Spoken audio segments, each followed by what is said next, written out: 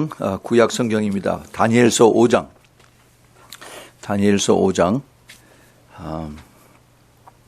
1절부터 9절에 있는 말씀 우리 같이 한 목소리로 같이 읽겠습니다. 다니엘서 5장 1절부터 9절입니다. 찾으셨으면 우리 같이 읽겠습니다. 시작. 벨사살 왕이 그 귀인 1,000명을 위하여 큰 잔치를 배설하고 그 1,000명 앞에서 술을 마시니라. 벨사살이 술을 마실 때 명하여 그 부친 느부갓네살이 예루살렘 전에서 취하여 온 금, 은, 기명을 가져오게 하였으니 이는 왕과 귀인들과 왕후들과 빈궁들이 다 그것으로 마시려 함이었더라.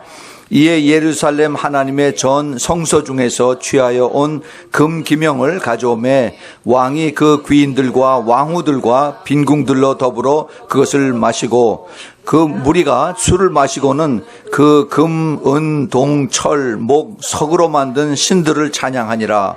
그때 사람의 손이 나타나서 왕궁 촛대 맞은편 분벽에 글자를 쓰는데 왕이 그 글자 쓰는 손가락을 본지라. 이에 왕이 즐기던 빛이 변하고 그 생각이 번민하여 넓적다리 마리가 녹는 듯하고 그 무릎이 서로 부딪힌지라. 왕이 크게 소리하여 술객과 갈대와 술사와 점장이를 불러오게 하고 바벨론 박사들에게 일러 가로되 무로 누구든지 이 글자를 읽고 그 해석을 내게 보이면 자주옷을 입히고 금사슬로 그 목에 들이우고 그로 나라의 셋째 치리자를 삼으리라 하니라. 때에 왕의 박사가 다 들어왔으나 능히 그 글자를 읽지 못하며 그 해석을 왕께 알게 하지 못하는지라. 그러므로 벨사살 왕이 크게 번민하여 그 낯빛이 변하였고 귀인들도 다 놀라니라. 아멘. 아멘. 같이 기도하겠습니다. 하나님 아버지, 귀한 주일날 저희들에게 귀한 말씀을 주시니 감사합니다. 이 주님 이 말씀을 축복하여 주시옵소서. 주님 이 말씀을 통해서 저희들의 심령이 정말 변화되는 그러한 깨달음을 주시고, 그리고 이제 성령께서 저희들 앞길을 저희들의 그 하나하나를 가르쳐 주시고 깨닫게 해주시고 인도하여 주시옵소서. 주님 이 시간에 그 성령의 운행 속에서 저희들이 그 안에 있기를 원합니다. 성령의 임재 속에서 저희들이 더 감사하고, 성령의 임재 속에서 저희들이 더 안주하고, 성령의 임재 속에서 저희들이 더 깊은 것을 깨닫고 순종하는 이 시간 되도록 축복하여 주시옵소서. 악한 마귀 저희들 머릿속에 잡생각 들어오지 않도록 주님 보호해 주시고, 그리고 저희들이 오직 주님에게 초점을 맞춰서 정말 이 시간이 주님에게 받는 큰 은혜의 시간 되도록 축복해 주시고, 저희들 부족한 종 주님 의지하고 섰사오니 주님께서 다시 한번 기름 부어 주시고 주님 홀로 영광을 받아 주시옵소서. 예수 그리스도 이름으로 간절히 기도합니다. 아멘. 아멘.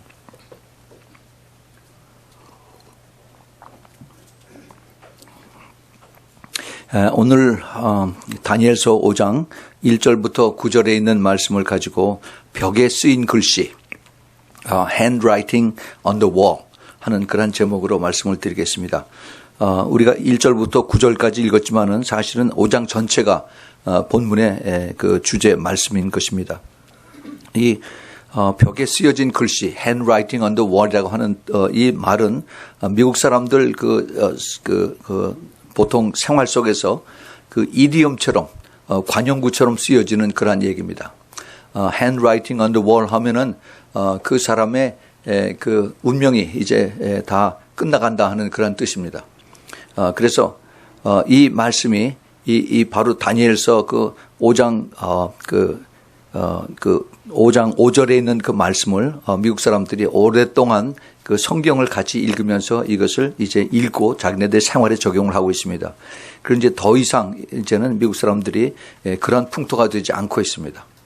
참 안타까운 일인데, 그러나 우리는 이 하나님 말씀이 진리인 것을 깨달아서 이 말씀 속에서 오늘도 정말 주님께서 나에게 뭐라고 말씀을 하시는가 하는 것을 깨닫고 여러분들이 정말 정신을 바짝 차리는 이 시간이 되기를 간절히 바랍니다. 특별히 오늘 이 말씀은 이 시대에 사는 우리들에게 아주 굉장히 중요한 그 교훈의 말씀을 주고 있습니다. 우리가 잘 아는 것 마찬가지로 이 바벨론 제국이라고 하는 것은 이 다니엘서 그 전체에 그 하나님께서 다니엘을 통해서 이제 여러 가지의 그 환상을 주시고 그다음에 하나님의 계획을 깨닫게 해 주십니다. 다니엘서는 특별히 그러한 것에서 굉장히 우리에게 큰 픽처를 우리에게 가르쳐 주십니다. 다니엘이라고 하는 그 뜻은 하나님이 심판하신다 하는 그런 뜻이에요. God will judge. 다니엘 뜻이 그렇습니다. 그래서 하나님이 이제 그 어린 그 소년 다니엘을 이제 이스라엘에서 바벨론으로 지금의 이라크죠. 바벨론으로 이제 볼모로 끌고 가서 거기서 이제 키워서 그래서 그 나라 이방 땅에서 이제 그 평생을 살게 하는 그런 가운데 일어나는 일들을 하나님께서 이제 다니엘을 통해서 인간 세계에 큰 왕들이 쓰고 또 왕들이 죽고 또 다른 제국이 일어나고 하지만은 궁극적인 것은 하나님께서 이 왕국을 세우시고 왕을 세우시고 영원한 하나님이 여기에 통치자가 되신다 하는 것을 우리에게 분명히 가르쳐 주고 계십니다. 그래서 이 다니엘서에 나오는 이 모든 것은 정말 우리가 물론 말씀 하나하나도 우리가 깨달은 거가 많이 있지만은 전체적인 픽처를 보면은 우리가 하나님께서 주권자이신 하나님이 우리 모두를 통치하고 계신다 하는 그 확실한 것을 깨닫고 우리가 더 주님 안에서 안주를 할 수가 있습니다. 바벨론 제국은 BC 605년서부터 539년까지 약 66년 동안 지속이 됐습니다. 그래서 이 바벨론의 그 시작이 느부갓네살 왕이죠. 여기 나오는 그 느부갓네살 왕. 그 2절에 보면은 벨사살이 그 부친 느부갓네살이 예루살렘 전에서 취하여 온 은, 금, 기명을 가져오게 했다 그러겠어요. 그래서 느부갓네살이 그 벨사살 왕의 부친처럼 여기 되어 있는데 그 부친이 아닙니다. 그 벨사살 왕하고 그다음에 그 느부갓네살 왕하고 그 사이에는 여러 명의 왕이 있습니다. 느부갓네살 왕 다음에 에윌 무로닥이라고 하는 그러한 왕이 한 2년 동안을 통치하고 그다음에 네르갈 사라세라고 하는 왕이 4년을 통치하고 그다음에 라바시 말뚝이라고 하는 왕이 1년 그 다음에 이제 벨사살 왕의 아버지인 나보니두스라고 하는 왕이 둘이 같이 섭정을 해서 17년 동안을 이제 왕국을 건설하다가 결국 벨사살 왕 때 오늘 읽은 다니엘서 5장 끝에 이제 벨사살 왕이 죽음으로 인해서 바벨론 왕국이 끝나는 그 모습을 우리가 여기서 볼 수가 있습니다. 결국 바벨론 왕국 그 66년 속에서 느부갓네살 왕은 43년을 통치를 했습니다. 이 통치한 거기서부터 시작이 돼서 하나님께서 이제 느부갓네살 왕에게 앞으로 너를 시작으로 해서 많은 이제 큰 왕국들이 일어날 텐데 이제 이것의 이 왕국들의 그 통치자가 바로 나다 하는 것을 다니엘서 2장에 이제 그 큰 신상을 이제 그 느부갓네살 왕이 꿈을 꾸고 나서 그 꿈을 깨닫지 못하는데 그 꿈을 무슨 꿈을 꾸었는지 생각이 안 나는데 이제 다니엘이 와서 그 꿈을 다시 자기가 그 꿈을 보고 그다음에 그것을 해석하는 그런 내용이 쭉 나오죠. 그래서 이제 느부갓네살 왕의 꾼 꿈이 큰 신상인데 거기에 그 금머리를 쓰고 금관을 쓴 머리가 있고 그다음에 그 가슴과 팔이 은으로 되어 있고 그다음에 그 배와 넓적다리가 이제 굴입니다. 노스로 되어 있고 그다음에 이 종아리 허벅지는 철로 되어 있고 그다음에 노스로 되어 있고 그다음에 종아리와 발이 이제 그 쇠와 그다음에 진흙으로 같이 섞여 있다는 그러한 신상을 보고 이제 다니엘이 그것을 쭉 설명을 해 주죠. 그래서 금신 그 머리는 바로 바벨론 왕이고 그다음에 이제 은과 가슴 이것을 그 팔은 바사 왕국.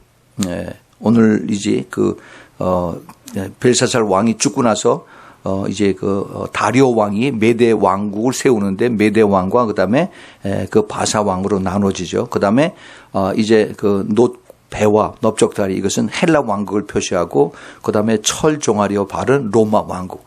그래서 이제 마지막 때 철과 진흙의 발가락 이것이 마지막 세상 왕국을 통해서 하나님께서 이제 산에서 뜨인 돌을 통해서 이것을 멸망시킨다 하는 그런 내용이 이제 다니엘이 이것을 설명을 해 주는 내용이 나옵니다. 하나님의 그 절대 주권, 이것을 이제 그 세상 왕들에게 이것을 가르쳐 주죠. 특별히 그 느부갓네살 왕, 그 바빌론 제국을 창설하고 바빌론의 정말 황제로서 뭐 그 큰 일을 이룬 왕에게 하나님께서 그 큰 교훈을, 레슨을 가르쳐 주십니다. 그것이 이제 그 다음에 그 2장의 신상에 대한 그 꿈을 해석해 주시고 나서 그 다음에 다니엘을 통해서 4장에 또 한 번 이제 그 느부갓네살 왕이 꿈을 꾸고 그 꿈을 해석을 다니엘이 해 줍니다. 그것이 이제 느부갓네살 왕이 꿈을 꾸는데 큰 나무를 봤죠. 그 나무의 열매도 아주 주렁주렁 잘 달리고 했는데 하늘에서 사자가 내려와서 나무를 쳐서 그래서 나무를 비워버립니다. 그래서 그 나무에 그 달린 그 열매와 새들과 밑에서 있는 모든 그 짐승들이 다 없어져 버리고 이제 그 그루터기 뿌리만 남아 있죠. 그래서 하늘에서 소리가 나서 이제 이 뿌리가 7년 동안 그대로 내버려뒀다가 나중에 이게 깨달은 후에 하나님께서 이것을 주관하신다는 것을 깨달은 후에 이제 이 나무가 다시 자라난다 하는 그러한 내용을 가르쳐 주십니다. 예, 그 다음에 이제 그 느부갓네살 왕이 자기가 그것을 깨닫고 나서 자기의 소위 그 퍼스널 테스티모니, 자기 간증을 얘기하는 내용이 참 흥미롭게 나옵니다. 그 다니엘서 4장인데 그 4장에 보면은 느부갓네살 왕 자신의 미래에 대한 계시인데 그 모든 권위는 26절에 4장 26절에 하나님이 다스리는 줄을 왕이 깨달은 후에야 왕의 나라가 견고해지리라라고 이제 다니엘이 느부갓네살 왕에게 얘기를 해줍니다. 그리고 그 다음에 이제 4장 29절서부터 37절에 거기 이제 그 긴데 느부갓네살 왕의 간증이 나옵니다. 거기 내용을 자세히 보면은 내가 하는 내용이 여기 많이 나오죠. 그래서 자기 퍼스널 스토리를 지금 얘기를 하고 있습니다. 29절부터 보면 12달이 지난 후에 그러니까 다니엘이 느부갓네살 왕에게 그 꿈 얘기를 해주고 나서 딱 1년이 지나고 났습니다. 1년이 지나고 나서 그 다음에 바벨론 궁 지붕에서 건일세 나 왕이 말하여 가로되 이제 느부갓네살입니다. 느부갓네살 왕이 말하여 가로되 이 큰 바벨론은 내가 능력과 권세로 건설하여 나의 도성을 삼고 이것으로 내 위엄의 왕 영광을 나타낸 것이 아니냐 하였더니 이 내용이 꼭 이사야서 14장에서 그 루시퍼가 자기를 가리켜 하는 얘기하고 비슷하게 나갑니다. 그랬더니 이 말이 오히려 나 왕의 입에 있을 때 하늘에서 소리가 내려 가로되 느부갓네살 왕아 내게 말하노니 나라의 위가 내게서 떠났느니라. 내가 사람에게서 쫓겨나서 들짐승들과 함께 거하며 소처럼 풀을 먹을 것이요 이와 같이 7대를 지나서 지극히 높으신 자가 인간 나라를 다스리고 자기의 뜻대로 그것을 누구에게든지 주시는 줄 알기까지 이르리라 라고 이렇게 하늘에서 소리가 들립니다. 하더니 그와 동시에 이 일이 느부갓네살 왕에게 음함으로 내가 사람에게 쫓겨나서 소처럼 풀을 먹으며 몸이 하늘 이스라엘에 졌고 머리털이 독수리 털과 같고 손톱은 새 발톱과 같았느니라. 그 다음에 36절에 그 밑에 보면은 그 동시에 내 총명이 내게로 이제 7년이 지났습니다. 7년이 지나서 그 동시에 내 총명이 내게로 돌아왔고 또 내 나라 영광에 대해서도 내 위엄과 광명이 내게로 돌아왔고 또 나의 모사들과 관원들이 내게 조회하나니 내가 내 나라에서 다시 세움을 입고 또 지극한 위세가 내게 더하였느니라. 아직도 정신 못 차렸습니다. 느부갓네살 왕이 하는 얘기를 들어보세요. 그러므로 나 느부갓네살이 하늘의 왕을 찬양하며 칭송하며 존경하노니 그 일이 다 진실하고 그 행하심이 의로우심으로 무릇 교만하게 행하는 자를 그가 능히 낮추심이라. 이 말은 하나님 앞에 참 자기가 회개하는 듯한 그런 내용을 얘기를 하는데 진실된 마음이 여기 나타나지는 않습니다. 이 참 그 높은 곳에 있는 사람이 하나님을 인정하고 하나님의 주권을 깨닫고 하나님이 자기를 7년 동안 짐승처럼 그렇게 낮아지게 했는데도 정신 차리지 못하고 그리고 하나님을 인정하면서도 자기가 완전히 그 낮아지고 회개하는 그런 모습은 별로 볼 수가 없습니다. 저희 신학교 때 이런 내용을 가지고 느부갓네살 왕이 구원을 받았느냐 못 받았느냐 하는 그런 논쟁을 그 벌린 일이 있었는데 우리가 구원을 받는다 하는 건 지금 굉장히 중요한 문제입니다. 구원이라는 것은 예수 그리스도를 우리가 믿고 그리고 내 모든 죄를 깨닫고 회개하는 거죠. 그렇죠? 회개가 빠지면은 그러면 내 안에 성령이 들어올 수가 없습니다. 그래서 반드시 내 안에 성령이 계심으로 인해서 내가 예수 그리스도를 영접하고 내가 믿음이 생기고 그다음에 내 안에 계신 성령님으로 인해서 내가 천국을 갈 수 있게 되는 거예요. 그것이 믿음입니다. 그것을 우리가 알지 못하면은 그냥 내가 지식으로 예수 그리스도를 알므로 인해서 내가 천국 간다라고 이렇게 생각을 하면은 나중에 눈을 떴을 때 큰 낭패를 볼 수가 있습니다. 이거 정말 우리가 조심해야 됩니다. 그래서 우리가 다시 한번 이제 여기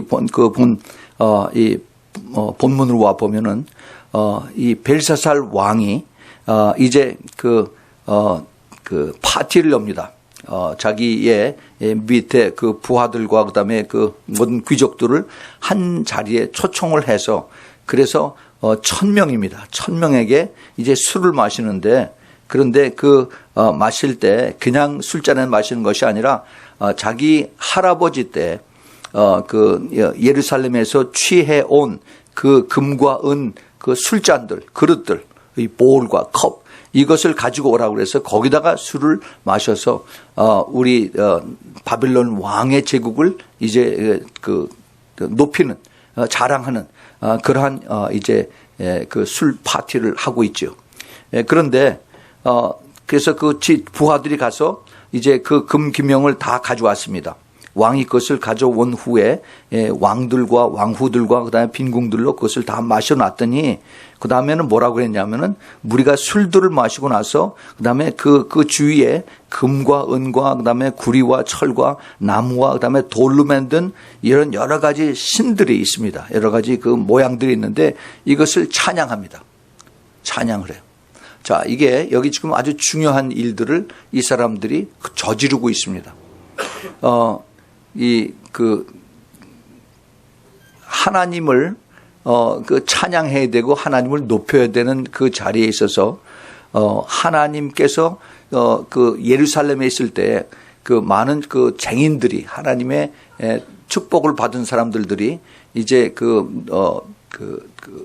솔로몬 왕 때 또 다윗 왕 때 이런 여러 가지 기명을 만들어서 하나님 성전에서 예배드리는 대제사장과 함께 예배드리는 그러한 제물로서 이것을 만들었어요. 그래서 대제사장이 기도를 하고 하나님이 그걸 받으시고 축복을 하셨습니다. 이건 굉장히 중요합니다.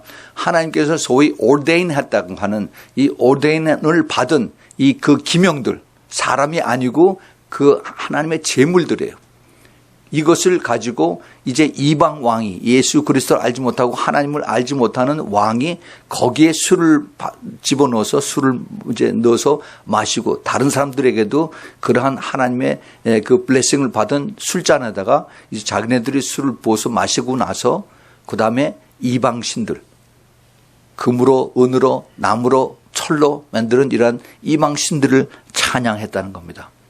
굉장히 이게 하나님을 신성 모독하는 블래스피밍하는 그러한 것을 하고 있었어요. 그런데 그것을 알지 못했습니다.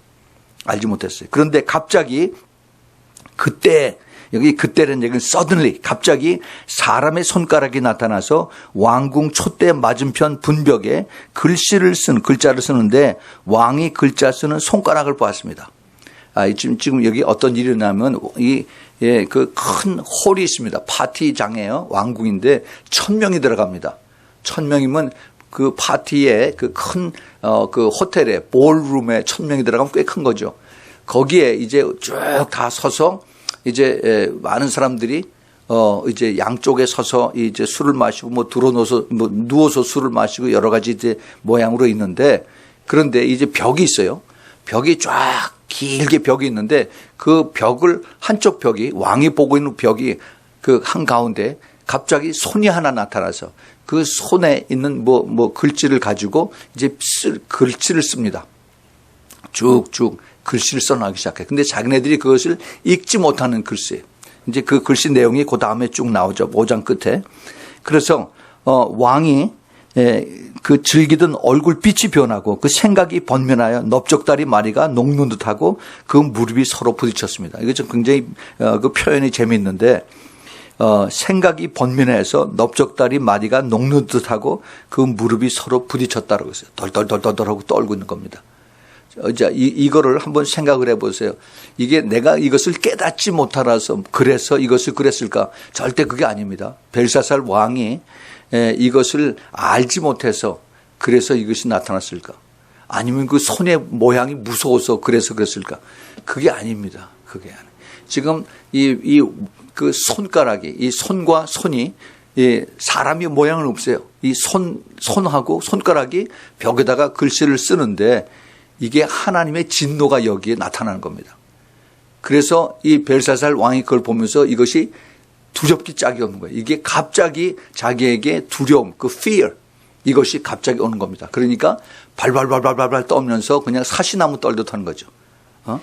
그래서 왕이 크게 소리하여 술객과 갈대아 술사와 점장이를 불러오게 하고 바벨론 박사에게 일러 가로되 물론 누구든지 이 글자를 읽고 그 해석을 내게 보이면 자주 옷을 입히고 금사슬로 그 목을 두리우고 그로 나라의 셋째 치료자를 삼으리라. 이제 그것을 깨닫게 해주는, 그것을 풀이해 주는 사람에게 있으면 내가 상금을 주겠다라고 이렇게 얘기를 하죠. 그래서 왕의 박사가 다 들어왔지만은 그 글자를 깨닫지 못하고 해석을 알지도 못합니다. 그러므로 벨사살 왕이 크게 변면하여 그 낯빛이 변하고 귀인들도 다 놀라니라. 여기 하나님의 진노의 메시지와 그다음에 그 말씀이 벽에 그려집니다. 그 벽에 그려지는 그 내용, 이것이 무언지 이 벨사살 왕은 깨닫지 못하지만 그것이 이게 축하한다는 얘기는 아니다 하는 걸 분명히 알고 이게 굉장히 두려워서 벌벌벌벌 떠는 그러한 것을 본인 자신은 압니다. 왜 그랬을까? 왜? 네.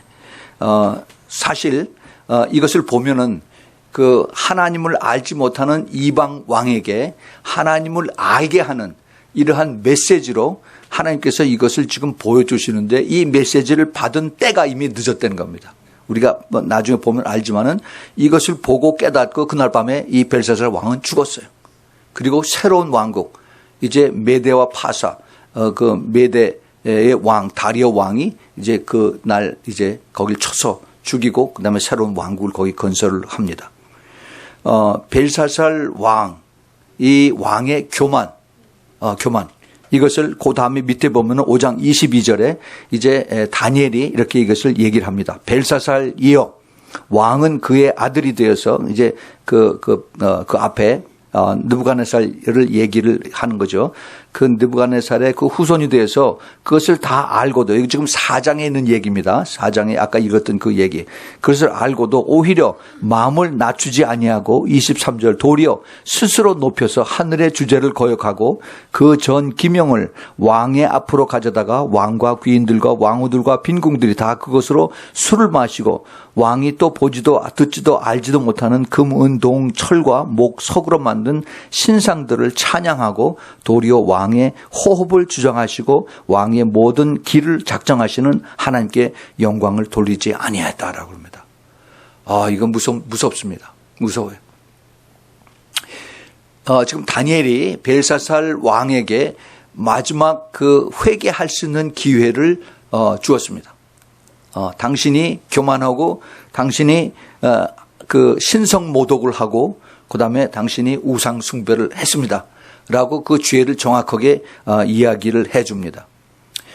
지금 이 세대에 그 예수 그리스도를 알지 못하는 많은 나라의 그 대표자들이 있습니다. 대통령이 있고 수상이 있고 그다음에 또 왕들이 있습니다. 이 사람들이 하나님을 경배하지 않고 하나님을 블래스피밍하고 그다음에 예수 믿는 사람들을 이제 핍박하고 죽이는 그러한 일들을 이 세상에서 하고 있습니다. 왜 하나님께서 이 사람들은 가만 내버려 둘까? 이거 우리가 한번 생각을 해볼 필요가 있어요. 왜 하나님께서 히틀러 같은 사람 역사에 나타나서 그래서 하나님의 백성들 유대인들 그렇게 많이 죽이게 했을까? 왜 하나님이 김일성이 김정일이 김정은이를 나타내서 이렇게 만들어서 그래서 북한에 많은 사람들을 죽이게 하고 그리고 지금도 힘들게 하게 하고 있을까? 왜 하나님이 아이시스라고 하는 잔악무도한 모슬림 극단주의자들을 만들어서 그래서 사람들을 그냥 죽이는 것도 아니라 목을 잘라서 어린아이를 시켜서 목을 잘라서 그걸 유튜브에 내서 전 세계에 알리게 하는 그러한 일들을 하나님이 보고 계시고 알고 계시고 이것을 허락을 하실까 하는 것을 우리가 여기에 비춰서 생각을 해볼 수가 있습니다. 분명히 이 다니엘서 5장에서 벨사살 왕이 그렇게 하나님 앞에 우리가 생각하는 유대인들을 잡아다가 목을 자른 것도 아니고 또 그리고 대놓고서 하나님을 그렇게 블래스피밍하는 욕을 한 것도 아니고 그냥 예루살렘 성전에서 사용했던 그 그릇들을 가져다가 거기다가 술을 넣어서 마시는데 하나님께서 그렇게 이걸 죽이실 수가 있을까?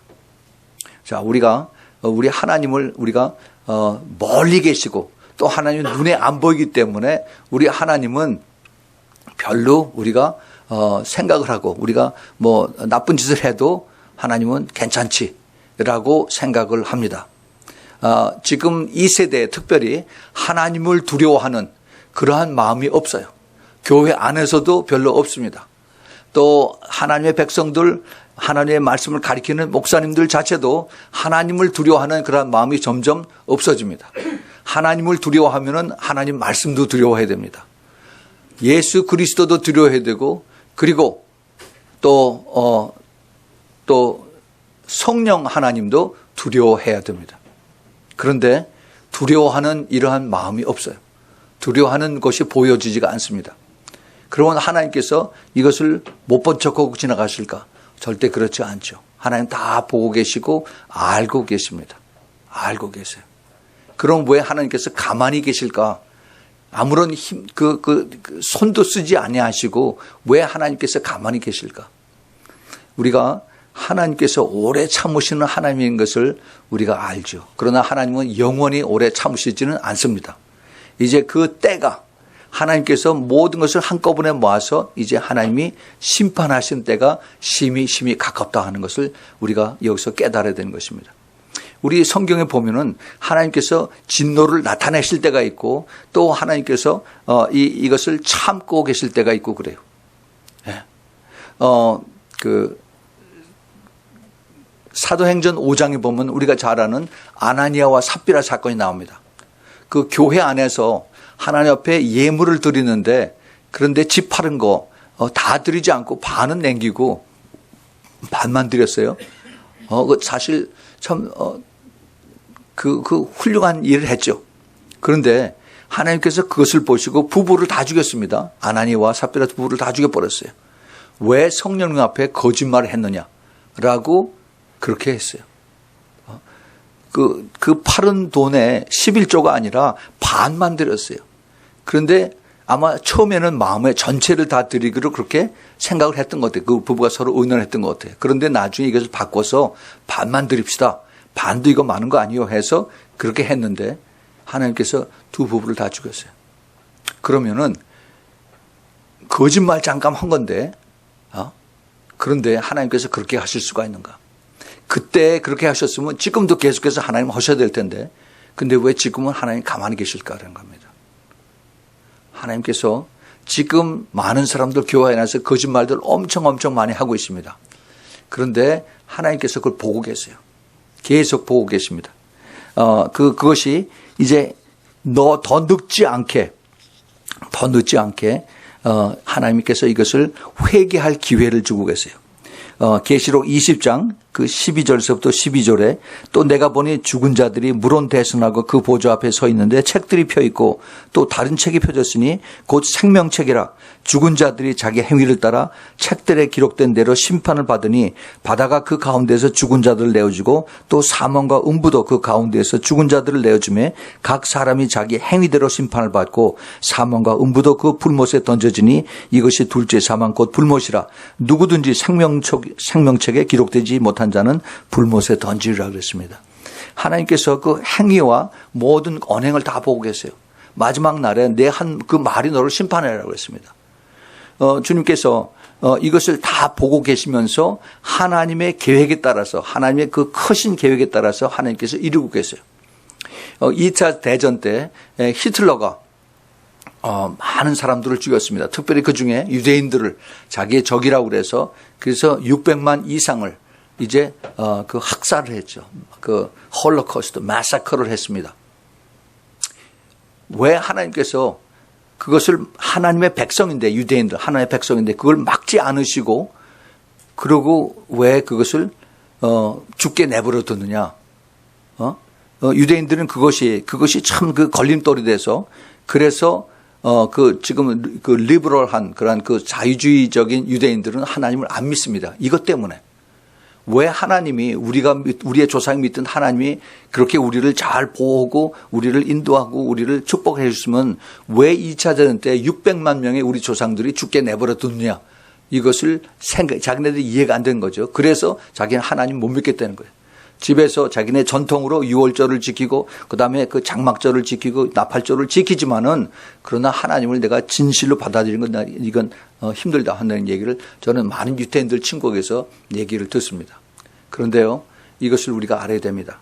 우리 하나님은 그것을 다 보고 계시고 알고 계시고 그랬어요. 그런데 그 전체의 그 흐름을 보면 전체 픽처를 보면은 그 하나님께서 히틀러를 통해서 히틀러가 유대인들을 핍박하는 걸 통해서 유럽 전체에 퍼져 있는 유대인들을 다 모이게 해서 이스라엘로 다 오게 했어요. 그래서 1948년에 이스라엘이 독립이 되게 된 겁니다. 하나님의 말씀이 그 이사야서 66장에 있는 말씀이 이루어지게 하신 그것이 바로 히틀러를 통해서 하나님께서 사용하신 거예요. 물론 히틀러가 전체를 다 이것을 이룬 것은 아니지만 그 하나님께서 그 사탄도 사용하시고 히틀러 같은 그 마음도 사용하셔서 그래서 그 핍박을 통해서 유대인들이 다시 옛 고토로 돌아오는 그러한 일을 하게 하신 것입니다. 지금도 그 일이 계속이 되고 있습니다. 하나님은 하나님의 계획대로 차곡차곡 다 움직이게 하시는 것입니다. 벨사살 왕이 하나님을 모독하고 신성 모독을 하고 자기 교만을 나타내고 그리고 우상 숭배한 것을 벨사살 왕뿐이겠습니까? 이 미국의 오바마 대통령이 그렇습니다. 한국의 정치하는 사람들이 그렇습니다. 아니, 한국의 교회 안에, 미국 교회 안에 있는 많은 그 리더들도 그렇습니다. 이런 사람들은 왜 하나님이 가만두십니까? 하나님께서 다 알고 계세요. 그들을 심판하실 때가 심히 가깝게 다가온다는 것을 우리가 깨달아야 됩니다. 오늘 그 5장 그 24절서부터 28절에 하나님께서 거기에 대한 이제 그 심판에 대한 내용이 쭉 다 나오죠. 그러므로 그의 앞에서 이 손가락에 나와서 이 글들을 기록하였느니라. 그 기록한 글자는 이것이니 곧 메네 데켈 우파르시니라. 그 뜻은 메네 데켈 우파르신이라고 하는 뜻은 세어지고 달아보니 부족하여 나누어진다 하는 그런 뜻입니다. 이게 수동태로 되어 있어요. be counted and weighed and then he was short and then divided. 이런 뜻이에요. 그래서 그 뜻을 해석하건대 메네는 하나님이 이미 왕의 나라를 세어서 카운트해서 그것이 끝나게 하셨다며 테켈은 저울에 이렇게 달아서 이렇게 웨이해서 부족함이 되었다 하며 그다음에 베레스 여기 우파르신의 단수입니다.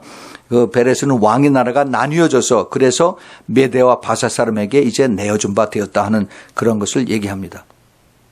벨사살 왕이 지은 그 죄악의 무거움과 하나님의 죄악에 대한 그 카운트는 정확하다는 것을 여기서 가르쳐 주고 있어요. 하나님의 공정하신 저울, 공정하신 공의의 심판, 이것을 우리는 여기서 분명히 알아야 됩니다. 우리가 악한 자들에 대한 심판이야. 그들이 망하지 않았다라고 해서 하나님께서 이걸 모르고 계시는 것이 절대 아니다는 것을 다시 한번 우리가 깨달아야 됩니다. 바벨론 왕국의 임박한 분열과 메대와 바사 왕국에 빼앗기는 그 운명이 바로 벨사살 왕의 최후를 그날 밤에 이제 이것이 이루어졌습니다. 그 30절 31절에 그날 밤에 갈대아 왕 벨사살이 죽임을 당하고 메대 사람 다리오가 그 나라를 세웠는데 그때 다리오는 60세였더라. 62세였더라. 글쎄요. 인간들은 참 어리석습니다.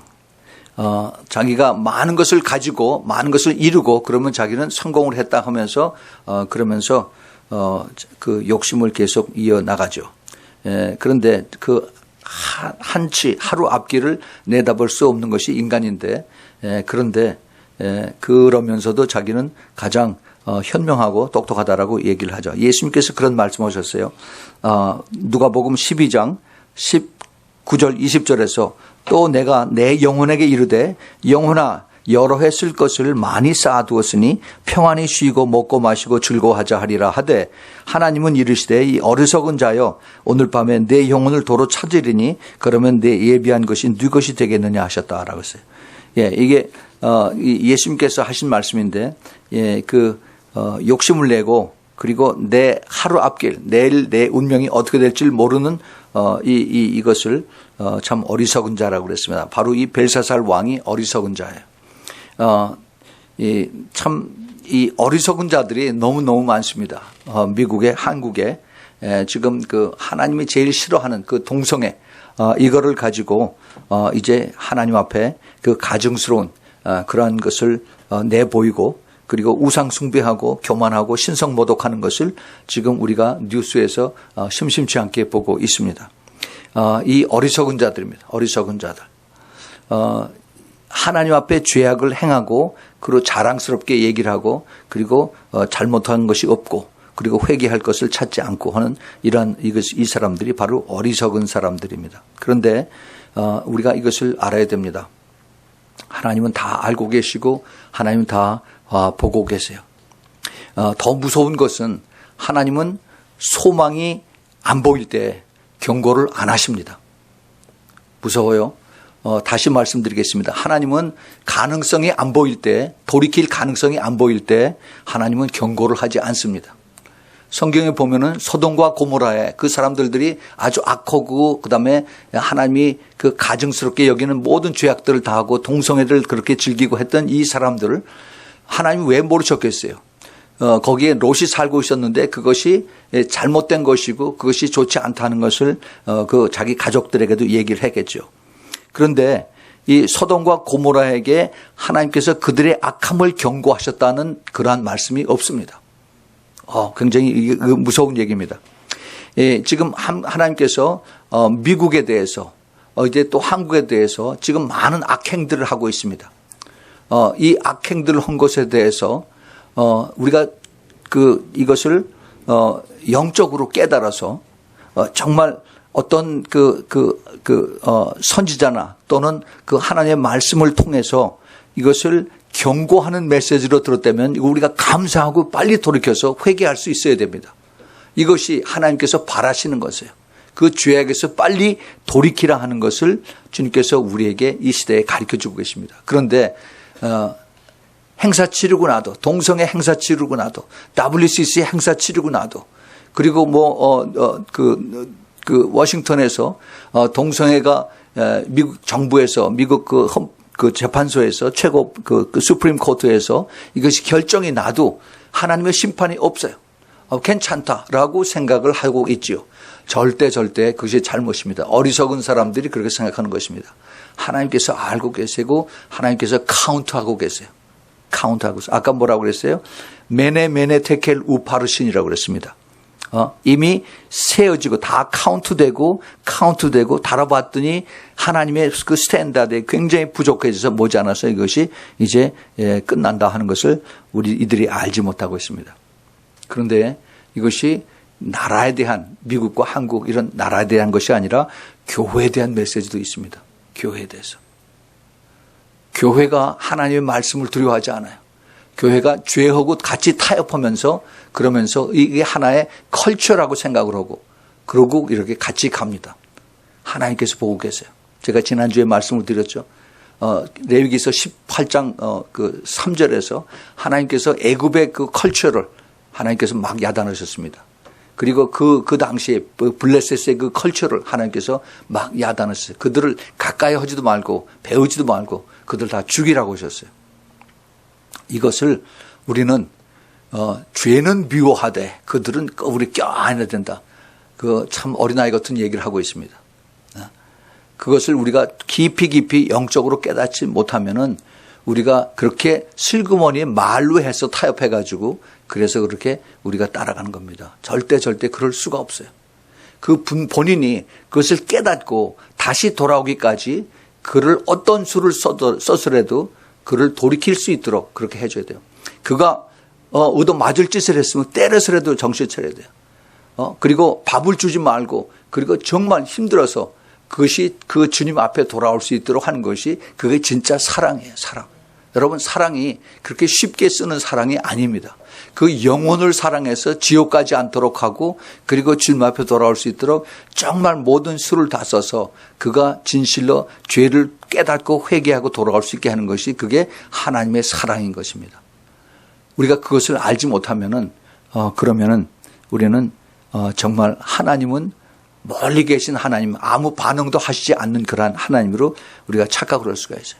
우리 개인들도 마찬가지고 교회들도 마찬가지고 우리가 여기에 예민해야 됩니다. 하나님을 두려워해야 되고 하나님의 하나님의 기뻐하시고 하나님의 그 성령이 기뻐하시고 하는 것. 예수님께서 그런 말씀하셨죠. 너희들이 나를 욕하는 건 괜찮지만은 성령을 모독하면은 그거는 구원에서 네가 이름이 제외된다는 것을 주님께서 말씀하셨어요. 지금 그런 일들을 많이 하고 있습니다. 성령의 역사를 교회 안에서 지금 부인하고 있습니다. 무서운 일이에요. 그런데도 자기네들은 잘 간다라고 얘기를 하고 그러고 지금 큰 소리를 치고 있습니다. 데살로니가 전서 5장 2절 3절에서 주의 날이 밤에 도적같이 이를 줄을 너희 자신이 자세히 알미라. 저희가 평안하다 안전하다 할 그때 잉태된 여자에게 해산의 고통이 이른 것 같이 멸망이 호련히 저희에게 이르니 결단코 피하지 못하리라 그랬습니다. 하나님의 심판에 대한 얘기입니다. 주의 날이 하나님의 그 분노의 날이 그들에게 언젠가는 곧 임할 것이라는 것입니다. 베드로전서 4장 17절 18절에 하나님의 집에서 심판이 시작할 때가 되었나니 만일 우리에게 먼저 하면은 하나님의 복음을 순종하지 아니하는 자들의 그 마지막이 어떠하며 또 의인이 겨우 구원을 얻으면 경건치 아니한 자의 죄악이 어디 서리오라고 그랬습니다. 지금 그 교회 안에서 복음을 순종하지 아니하는 자들이 있습니다. 또 그리고 그 의인들도 같이 있어요. 그런데 의인들이라고 하는 그 하나님의 예수 그리스도를 믿는 사람도 내가 끝까지 나를 쳐서 복종시키고 내가 정말 항상 내가 겸손하게 내가 순종하면서 끝까지 내가 좁은 길을 가는 그러한 길이 되지 않으면은 내가 구원을 끝까지 붙들고 갈 수가 없는데 이것을 너무 쉽게 이렇게 하면은 그것은 믿지 아니하는 자들과 나중에 그것이 달라질 것이 별로 없다는 것입니다. 이 하나님께서 이제 하나님의 집에서부터 먼저 심판을 하신다라고 그랬습니다. 하나님의 집에서 하나님의 집이 어디예요? 교회지요. 교회에서부터 하나님께서 먼저 심판을 시작을 하셨습니다. 지금 교회에 하나님의 임재가 이제 옛날처럼 그렇게 강하지가 않습니다. 옛날처럼 하나님께서 함께 하시는 그 임재가 강하게 나타나질 않아요. 우리 주님께서 이것을 알고 계십니다. 교회가 정말 기도하면서 하나님을 찬양하고 하나님을 사랑하고 하나님을 경배하고 하나님 앞에 기도하는 그런 것이 이제는 옛날 같지 않아요. 그래서 그 성령의 임재 속에서 우리가 많은 그 영혼의 구원이 일어나고 믿음이 생기고 하는데 이제 이것이 점점 이게 약해지고 이게 서서히 떠나는 것을 우리가 볼 수가 있습니다. 주님께서 이렇게 말씀하셨습니다. 마태복음 24장 44절에 그러므로 너희들도 예비하고 있으라 생각지 않은 때에 인자가 오리라 라고 이렇게 말씀하십니다. 생각지 않은 때. 제가 이제 8월 1일 날 과연 휴가 어디까지 왔나 하는 것에 대해서 제가 말씀을 드리려고 하는데 지금 이 세대에 정말 우리가 마지막 때에 마지막이라고 우리가 믿고 그리고 살고 있는데 그 악이 너무너무 지금 이렇게 전에보다도 더 많아지고 더 커지고 더 악해지고 이러한 세상들 속에서 우리가 살고 있습니다. 그 시간이 갈수록 그 죄악들에 대한 그 형태가 더 악해지고 그리고 더 참 말할 수 없이 이 참 더럽고 추하고 악하고 그다음에 더 잔인해지는 이런 것을 우리가 볼 수가 있습니다.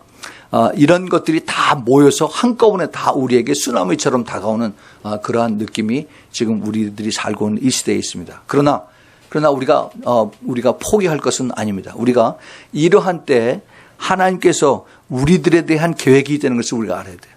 이미 성경에서 그것을 가르쳐 주고 계십니다. 그 이사야서 60장 그 2절에 하나님께서 이렇게 말씀하셨어요. 앞으로 이제 어둠이 땅을 덮을 것이다 라고 그랬어요. 어둠이 땅을 덮는데 그런데 그거보다도 더 힘든 캄캄함이 만민을 가리운다라고 그랬어요. 어둡다가 그다음에 더 캄캄해집니다. 아주 소망이 없어 보이는 그럴 때 여호와의 영광이 내 위에 임할 것이다라고 그랬어요. 여호와께서 내 위에 그 영광이 내 위에 임할 것이라고 했어요. 그러니까 세상이 점점 더 악해지고 더 깜깜해지고 그다음에 더 이제 그 소망이 없을 그때 하나님께서 이제 하나님의 사람들에게 그들에게 하나님의 영광을 나타내시겠다는 겁니다. 이 사람들이 누구냐? 제가 믿기에는 이 사람들의 무명의 그 소수의 남은 자들이라고 생각합니다. 깨어서 기도하는 사람들, 그리스도의 신부로 부름받고 준비된 사람들, 하늘의 소망을 듣고 그리고 사는 성도들, 성숙한 그러한 겸손한 크리스천들, 바로 이런 사람들이 마지막 때 하나님 앞에 쓰임받는 그런 것이죠. 주님께서 끝까지 깨어서 기도하는 그러한 성도들을 축복을 해 주십니다. 주님께서 기뻐하시는 그러한 것이 이 시대에 깨어서 기도하는 것이에요. 깨어서 기도하는 것. 우리가 잘 아는 마태복음 13장에 그 씨 뿌리는 자에 대한 비유를 주님께서 말씀하셨죠. 씨 뿌리는 자의 비유. 거기에 이제 그 씨 뿌리는 자가 농부가 나가면서 씨를 뿌리는데 길가에다 잘못해서 씨를 뿌리고 그다음에 돌짝밭에다가 씨를 뿌리고 그다음에 가시 덤불에 씨를 뿌리고 그다음에 제일 마지막에 이제 좋은 옥토에다가 이제 그 씨를 뿌립니다. 그래서 그것을 주님께서 이제 그 비유를 설명을 해 주시죠. 그러고 나서 좋은 옥토에 뿌려진 씨앗은 30배, 60배, 100배로 열매를 얻는다라고 말씀하셨어요.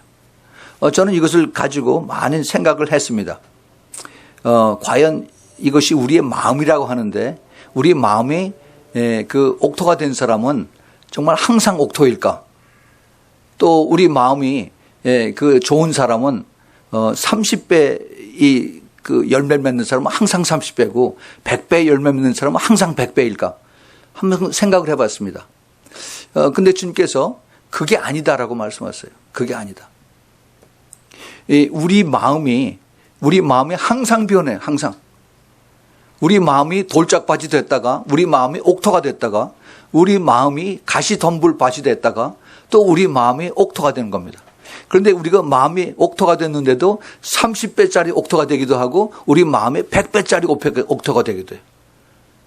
왜 그럴까? 근데 분명 우리 하나님은 여기에서 내가 좋은 옥토가 돼서 100배의 그 열매를 맺길 원하시는데 왜 우리 마음이 그럴까? 우리 마음이 죄악에 이게 완전히 그 deprived라고 그러죠. deprived. 하나님께서 우리 죄악된 마음을 알고 계세요. 그래서 이 죄악된 마음을 하나님께서 돌이키게 하기 위해서 어떻게 해요? 기도를 시키게 하는 것입니다. 기도가 그래서 중요한 거예요. 계속 기도하고 그리고 우리가 하나님을 바라보고 따라오면은 그러면은 우리 마음이 그 돌짝밭에서 그다음에 점차적으로 우리 옥토가 되고 그다음에 가시덤불까지 와서도 거기서 또 옥토가 되고 근데 옥토가 된 거에서 30배짜리가 아니라 100배로 계속 나갈 수 있도록 하나님께서 우리를 들어쓰시고 사용해 주시고 인도해 주신다는 것입니다. 그래요.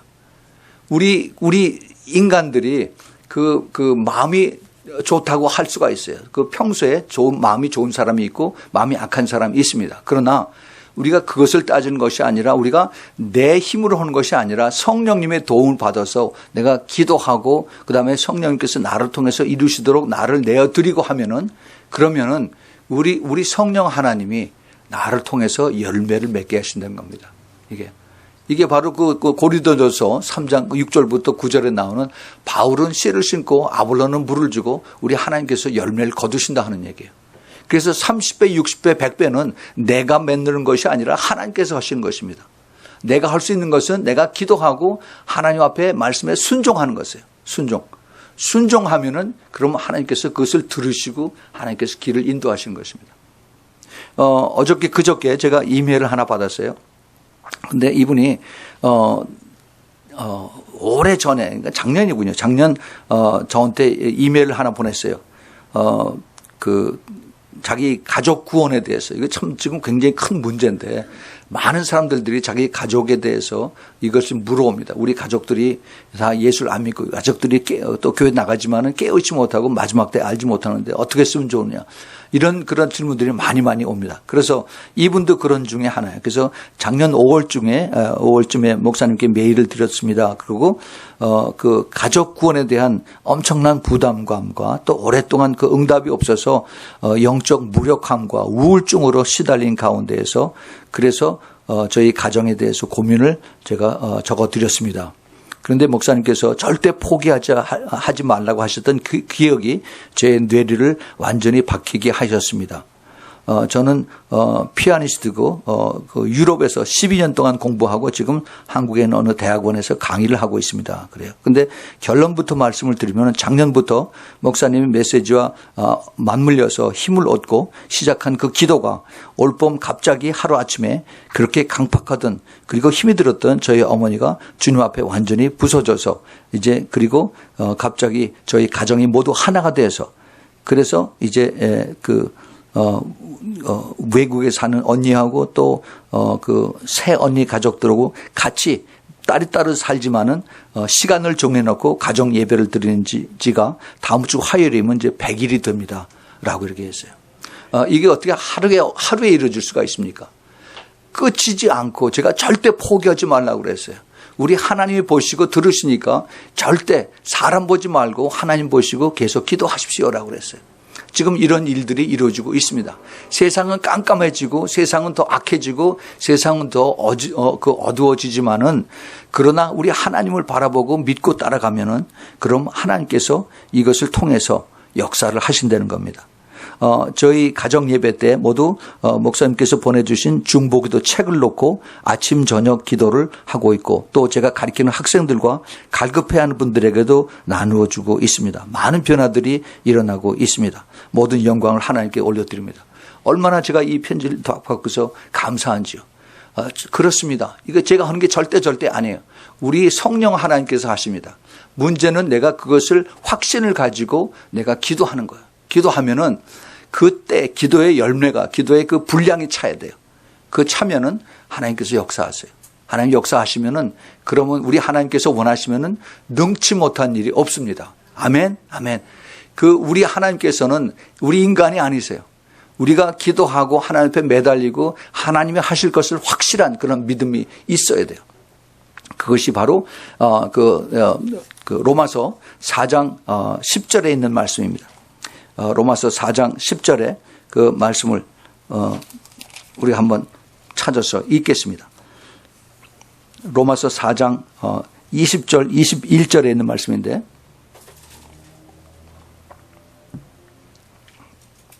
믿음이 없어서 하나님의 약속을 의심치 않고 믿음에 견고해져서 하나님께 영광을 돌리며 약속하신 그것을 또한 능히 이루실 줄을 확신하였으니 자 이것이 그 지금 사도 바울이 로마에 있는 교인들에게 아브라함에 대해서 얘기를 하는 겁니다. 아브라함이 100세가 돼서 자기 그 아이를 낳을 수 있는 그 생리적인 구조가 다 완전히 불가능하게 됐는데, 그럼에도 불구하고 하나님께서 내 뱃속에서 낳은 그 후손이 너를 이을 것이다 하는 그 약속을 믿음으로 받아들이고 했다, 그런 얘기예요.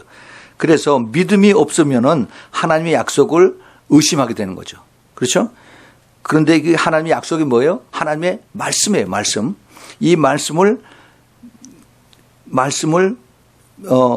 의심치 않고 믿음에 견고하여져서 하나님께 영광을 돌린다라고 그랬어요. 우리가 믿음에 견고해지면은 하나님 앞에 영광이 됩니다. 아멘. 예.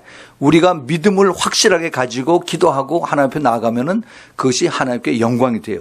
그래서 그 약속하신 그것을 또한 능히 이루실 줄을 확신하였으니, 이겁니다.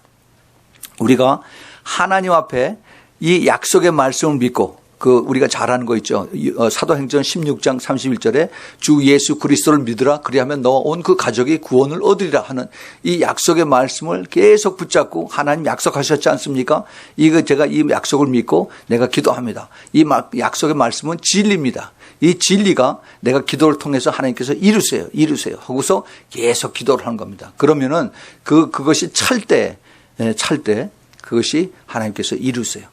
내가 계속해서 너 왜 안 믿니? 왜 교회 안 가니? 하고 하면은 싸움만 되죠. 관계만 더 나빠져요. 절대 그렇게 하지 말고 계속 뒤에서 기도를 하는 것입니다. 하나님께서 그거를 원하세요. 우리 주님께서 우리에게 마지막 때 원하시는 그 뜻이 있습니다.